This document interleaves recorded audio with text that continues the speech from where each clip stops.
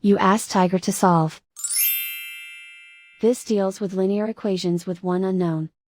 The final result is x equals -4. Let's solve it step by step. Simplify the expression. Expand the parentheses. Multiply the coefficients. Simplify the arithmetic.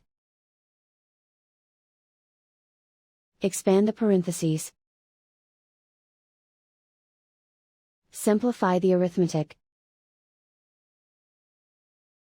Group all constants on the right side of the equation. Subtract 5 from both sides. Simplify the arithmetic.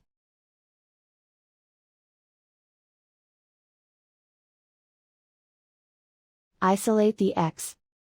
Divide both sides by -4. Cancel out the negatives. Simplify the fraction. Move the negative sign from the denominator to the numerator.